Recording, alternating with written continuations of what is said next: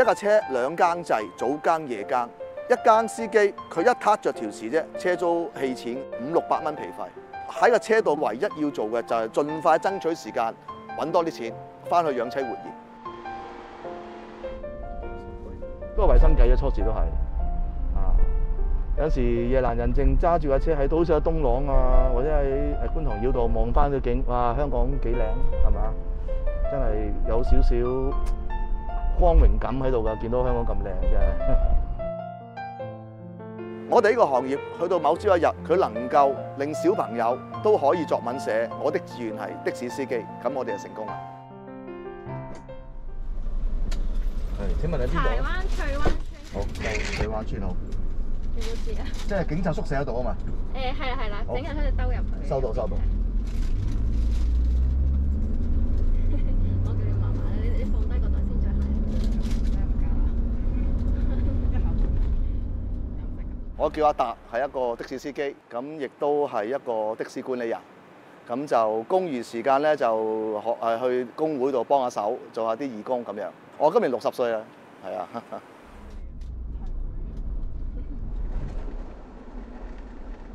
困難就係第一就係租金貴啦，同埋而家個生意係好唔穩定。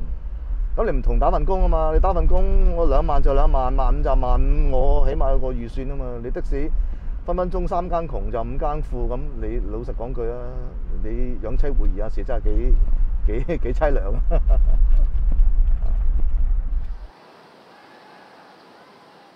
嗰部車咁夠人咧，你點啊？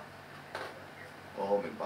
我試下同問一問阿 Cat 嗰邊點樣，我轉頭報你，因為佢而家未起身啊嘛，佢都唔出啦，而家都唔敢出添啦，直頭。後生嗰陣時做酒樓咯，做酒樓咁去到2002年度啦，嗰時就開咗7間。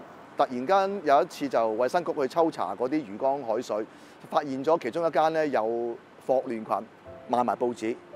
嗰一鑊之後咧，咁多間之後都靜晒㗎啦，冇生意㗎啦。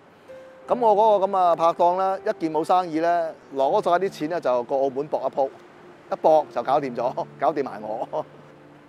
咁一剎那根本冇辦法周轉得到，咁唯有執笠，倒閉嚇。係啊，嗰時都其實未曾執之前都已經要開始攞啲錢嚟填氹㗎啦，嗰時啊，咁唯有買樓啦，係啊。可唔可以透露大概有幾多資產嗰陣？嗰陣時就都有幾層樓喎，嗰時都都有幾層樓，都有幾層太古城嗰時，係咁樣。但係你而家就住公屋？係啊，冇辦法，而家都係咪輸晒啦？係啊。嗰時所以咪都係人生裏邊係最凄涼嘅時刻㗎。咁啊，曾經有一段短時間啦，有幾個月自己都好失魂落魄啦，去深圳啊，其他地方度去避下又好，去匿埋下又好啦。咁但係始終你都唔係辦法㗎嘛。後來冇錢啦，抄個荷包，咦，見到自己有個的士司機證喺度喎。咁啊，於是乎我仲記得打個電話，有冇夜間開啊？我想做替更啫，咁樣仲係唔服輸㗎。咁啊諗住做替更，咁啊開始做。阿石老闆啊，你上次俾我張票咧，寫錯咗銀碼，係啊。呢樣嘢真係好得意喎！我讀書咧就非常之差嘅，唯一我就唔知點解嗰陣時係我阿媽叫我去考個的士牌嘅，但係我考的士牌就唔知點解咁巴閉喎，一考就考到喎。其實係好難考個的士牌，你係要記好多嘢嘅。嗰時都冇諗過話揸的士嘅。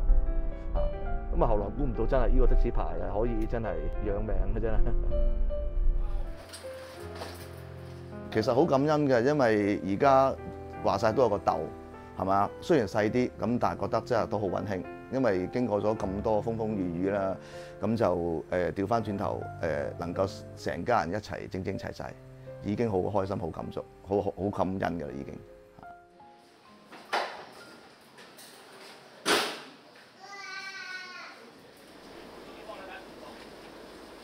呢排咧就好多國內人士咧就話的士，我哋香港的士嚟講咧亂收費點搞咧？你哋發唔發覺而家話亂收費啊？原因嚟講咧，如果乘客有咩問題咧，就應該係報警處理。你解釋俾佢聽，嗱呢150蚊係西隧嘅行李，你3件，我多數主動問佢你幾件行李先。我都成日諗一樣嘢咧，就係當到你如果喺呢行度揾到食嗰陣時咧，其實係咪好應該喺呢行度貢獻翻少少咧？咁況且喺我最困難嗰陣時，的士養活咗我一家人，講我好希望可以自己出翻一分力喺個行業度做好啲。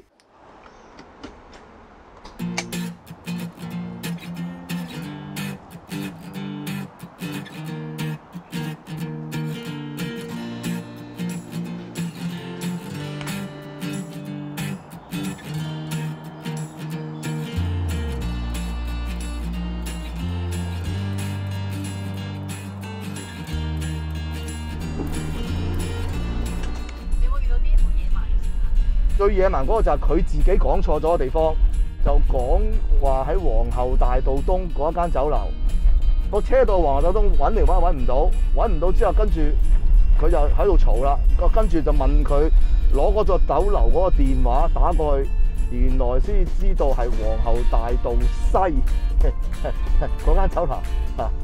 咁我同佢咁講，佢仲喺度話咁你自己聽錯啫，咁都有嘅。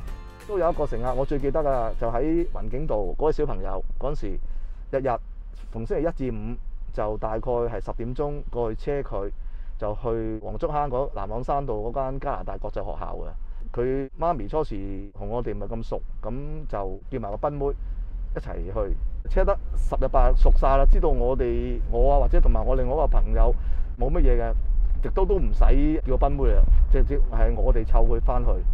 都車咗差唔多1年啦，好多時都係我車嘅，咁大家變咗同個小朋友有啲感情，咁啊，但係自從嗰年暑假之後，咁啊冇叫車，咁而家有時經過咧都有少少掛住佢，啊唔知佢點樣咧，咁樣佢應該都係送咗佢過外國㗎啦，已經應該都係嘅咁樣。無論你嗰日揸的士，嗰個客對你幾好，嗰客對你幾差，全部都係過客，係一套戲嚟嘅啫。千祈唔好擺喺心裏邊。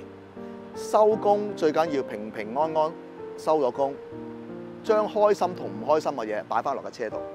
帶走嘅係你嘅銀紙，拎翻俾屋企你嘅老婆就夠㗎啦。